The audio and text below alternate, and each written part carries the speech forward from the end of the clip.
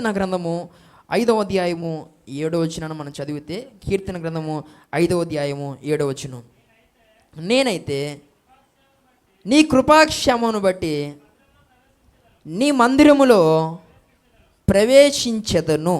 దేవుని స్తోత్రం కలుగును గాక. నేనైతే నీ కృపాతిశయమును బట్టి నీ మందిరములో ప్రవేశించెదను అని మాట్లాడుతున్నారు. ఎవరు? దావీదు. దేవుని స్తోత్రం కలుగును గాక. ఏమన్నాడు? వాళ్ళలో నేను అన్నాడా? నాకు వాళ్ళు తోడుంటే అన్నాడా? వాళ్ళు నా కూడా వస్తే అన్నాడా? కొంతమంది గుడికి ఎందుకు రాలేదమ్మానంటే తోళ్ళు ఎవరో లేరండి అంటున్నారు. గుడికి ఎందుకు రాలేదనంటే తీసుకొచ్చే వాళ్ళు ఎవరు లేరండి. గుడికి ఎందుకు రాలేదంటే మా ఈదిలో కుక్కలు ఉంటాయండి. కుక్కకు నువ్వు భయపడుతున్నావా? ఆ కుక్క నిన్నేదో ఒక రోజు సరిగా సోని అది పరిగెడుతుందండి. దేవుని స్తోత్రం కలుగును గాక. అది నిన్ను కొంచెం వెలుగులో నిన్ను సరిగా చూస్తే కుక్కకు నువ్వు భయపడ్డం కాదు, నీకే కుక్కలు. కొంతమంది చూడండి, కొంతమంది కొన్ని ఈదులు వెళ్తే కుక్కలు పడుకొని ఉంటాయి పక్కన, లేచిపోయి అదే పరుగు. కుక్క నిన్ను పరిగెట్టించాలి, కానీ కొన్ని సందర్భాల్లో నువ్వే కుక్కల్ని పరిగెట్టిస్తావు. నువ్వు కుక్కలకి ఎందుకు భయపడతావు? ఏదో కారణం ఎందుకు రాలేదు అని అడిగితే కొంతమంది ఏదో ఒక రీజన్ చెప్పేసి నేను అందుకు రాలేకపోతున్నానండి. ఈరోజు దేవుని యొక్క మందిరానికి రావాలంటే కొంతమందికి ఏమవసరం అవుతుంది? ఎవరో ఒకరి తోడు. కానీ దావీదు ఏమన్నాడు తెలుసా? అందరూ గొడవ నాకు అనవసరం, నేనైతే నా దేవుని మందిరంలోనికి నేను ప్రవేశిస్తాను. దేవుని స్తోత్రం కలుగును గాక. నేనైతే నీ కృపాతిశయమును బట్టి నీ మందిరములో ప్రవేశించేదను. అంటే ఇక్కడ దేవుని విషయమై, దేవుని యొక్క మందిర విషయమై దావీదుకంటూ ఒక వ్యక్తిగత తీర్మానం ఉంది. దేవుని స్తోత్రం కలుగును గాక. ఈరోజు నీకు దేవుని మందిరం పట్ల ఒక వ్యక్తిగత తీర్మానం ఉందా? ఇంకొక 5 వారాలు లేకపోతే ఒక 6 వారాలు గడిస్తే జనవరి 1 చేస్తాను ప్రార్థన, ప్రభువా ఇది మొదలుకొని ఏ ఆదివారం ప్రభువా మానకుండా నీ సన్నిధిలోనే ఉంటాను తండ్రి. ఇప్పుడు దాకా మరి ఏదో అయిపోయింది. కానీ ఇక నుంచి అయితే నేనైతే ఇక నుండి నేనైతే ఎలా ఉంటాను?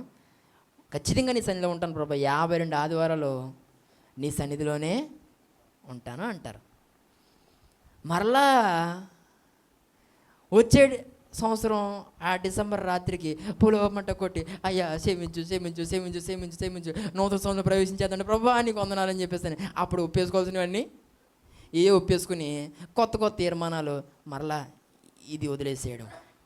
ఈ రాత్రి నా మాట్లాడుతున్న ప్రియ సహోదరుడా, దేవుని మందిర విషయమే మనకందరికీ ఒక బలమైన తీర్మానం ఉండాలి. చచ్చే వరకు ప్రభువా నేనైతే నీ సన్నిధిలో ఉంటాను, నీ మందిరంలో ఉంటాను. అది ఏ సమయమైనా, నేను ఎలాంటి పరిస్థితుల్లో ఉన్నా, నేను ఎలాంటి సిచ్యువేషన్లో ఉన్నా, నేను నీ సన్నిధిలో ఉంటాను ప్రభువా, నీ మందిరంలో ఉంటాను అని ఒక బలమైనటువంటి వ్యక్తిగత తీర్మానం నీ మందిరం పట్ల నువ్వు తీసుకోవాలి. దేవుని స్తోత్రం కలుగును గాక. ఇక నేనైతే నే మాటలో పిల్లరా ఇంకొకరెవ్వరూ దావీదు ప్రక్క ఉన్నట్టుగా మనకు కనిపించట్లేదు. ఎవరు వచ్చినా రాకపోయినా నా వరకు నేనైతే ఆదివారం దేవుని సన్నిధిలో ఉంటా. దేవుని స్తోత్రం కలుగును గాక. ఈ రోజులో చాలామంది ఏమండి వాళ్ళొస్తే నేను రానండి అంటున్నారు. ఎవరు వస్తే అది వాళ్ళనే అడగాల. వాళ్ళు వస్తే నేను రాను. వాళ్ళు రేపు పొద్దున పరలోకానికి వస్తారు, నువ్వు మానే అక్కడికి వెళ్ళడం. వాళ్ళు రేపు మరి వాళ్ళ భక్తిని బట్టి, వాళ్ళ విశ్వాసాన్ని బట్టి, వాళ్ళ ప్రార్థనను బట్టి వాళ్ళు ఎక్కడికి వస్తారు? పరలోకం వస్తారు. మరి నువ్వు వెళ్ళక అక్కడికి. ఎందుకంటే మరి వాళ్ళు అక్కడికి వస్తే మరి నువ్వు కూడా రూల్ ప్రకారంగా ఎక్కడికి వెళ్ళకూడదు. మరి వాళ్ళు ఇక్కడికి వచ్చినంతకాలం నువ్వు ఇక్కడ రాలేదు కదా, మరి వాళ్ళు అక్కడికి వచ్చినప్పుడు నువ్వు అక్కడికి వెళ్ళకూడదు. దేవుని స్తోత్రం కలుగును గాక. Rule is rule for all. దేవుని స్తోత్రం కలుగును గాక.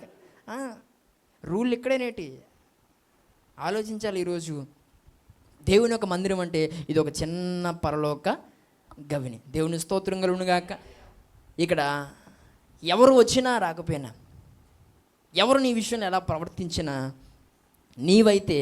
నీవైతే దేవుని యొక్క సన్నిధిలో నీ యొక్క దృష్టి, ధ్యాస అంతా కూడా దేవుని పైనే ఉండాలి. దేవుని స్తోత్రం కలుగునుగాక. అందరూ కూడా నీకు అనవసరం. కొంతమంది దేవుని సన్నిధిలోకి వస్తారు, అన్నీ చక్కబెట్టుకుని వెళ్తూ ఉంటారు. ఈరోజు దేవుని సన్నిధికి మనం ఎందుకు వస్తున్నాం? మనసారా దేవుని ఆరాధించడానికి, మనసారా దేవుని గణపరచడానికి, మనసారా దేవుణ్ణి స్తుతించి దేవుడు మాట్లాడేటువంటి ఆ మాటలను శ్రద్ధగా విని జీవితాన్ని మార్చుకుని దీవించబడి ఇక్కడి నుంచి తిరిగి వెళ్ళడానికి మనం వస్తున్నాం. ఇదంతా సరిగా చేస్తే నీకు 3 గంటలు సరిపోదు. దేవుని స్తోత్రం కలుగునుగాక. కానీ కొంతమందికి సరిపోతలేదండి. ఎందుకనంటే వాళ్ళు ఏం చేయడానికి వస్తున్నారో అవి చేసుకోవడానికి వాళ్ళకి 3 గంటలు సరిపోతలేదు.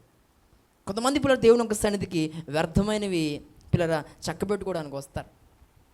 ఈ రాత్రి దేవుడు మాట్లాడుతున్న మాట, ఈరోజు నీ వరకు నీవు దేవుని మందిరంలో ఎలా ఉంటున్నాం, దేవుని సన్నిధికి వచ్చేటప్పుడు ఎలా వస్తున్నాం, ఏ సిద్ధపాటుతో వస్తున్నాం, దేవుని యొక్క సన్నిధికి రావాలి అనేటువంటి ఆ మనస్సు మనలో ఎలా ఉందనేది ఒకసారి మనం ఆలోచన చేయాలి. ఈ దినాన్ని మాట్లాడుతున్న ప్రియ సహోదరి సహోదరుడా, విశ్రాంతి దినము అనేసరికి ప్రతి క్రైస్తవుడు ఎక్కడికి వచ్చేయాలి? దేవుని యొక్క మందిరంలోనికి వచ్చేయాలి. దేవుని యొక్క మందిరంలో ఖచ్చితంగా ఉండాలి. ఇక్కడ పిల్లలు దావీదు అంటున్నాడు, నేనైతే నా దేవుని కృపాతిశయమును బట్టి నేను నా దేవుని మందిరంలో ప్రవేశిస్తాను. నీవు మొట్టమొదటిగా రక్షణ వాడలోనికి నువ్వు ప్రవేశించాలి. రక్షణ పొంది బాప్తిస్మము పొందిన నాటి నుండి నేటి వరకు, అనగా నువ్వెంత కాలము బ్రతుకుతావో, లేక ఎంతకాలము దేవుడు నీకు ఆయుష్నిస్తాడో అంతకాలము నువ్వు దేవుని సన్నిధిలో నువ్వు ప్రవేశిస్తూనే ఉండాలి. దేవుని స్తోత్రం కలుగునుగాక. ఏ రోజు నువ్వు దేవుని యొక్క సన్నిధిని మానివేయడానికి వీలు లేదు. ఆసాపు అంటాడు, దేవా నీ మందిరములో నాకు స్వాస్థ్యం దొరుకుతుంది అంటాడు.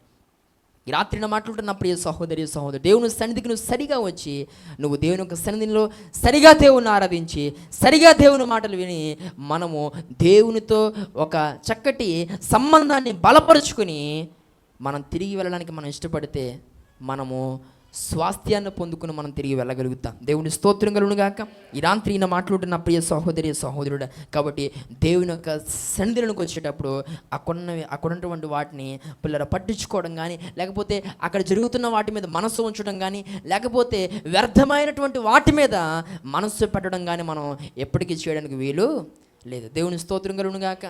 కొంతమంది అయితే మందిరానికి ఎందుకు వస్తారంటే ఆ మందిరంలో చక్కగా ఏసీ ఉంటుందండి, ఆ మందిరంలో మంచి ఎల్ఈడి వాల్ ఉంటుందండి, ఆ మందిరంలో మరొకటి ఉంటుంది, ఆ మందిరంలో చక్కగా మంచిగా మ్యూజిక్ ప్లే చేస్తారండి అని చాలామంది మందిరానికి వచ్చేటప్పుడు వీటి కోసం, లేకపోతే వీటిని చూడడానికో, లేకపోతే వీటిని గమనించడానికో వస్తూ ఉంటారు. నీవైతే దేవుణ్ణి సేవించడానికి, అది కూడా మనస్సు పూర్తిగా ఆయన మహిమపరచడానికి, ఆయన ఒక మాటలు విని నీ జీవితాన్ని మార్చుకోవడానికి నువ్వు రావాలి. అందుకు నువ్వు దేవుని సన్నిధిలోనికి ప్రవేశించాలి. దేవుని స్తోత్రం కలుగునుగాక.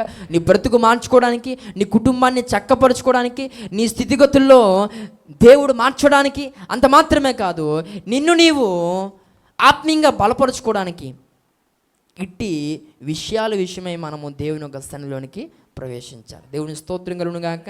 కాబట్టి ఎంత మాత్రము దేవుని నిర్లక్ష్యం చేయొద్దు. ఈ రోజు నుండైనా ఒక తీర్మానము దేవుని ఎదుట మనం చేసుకోవాలి.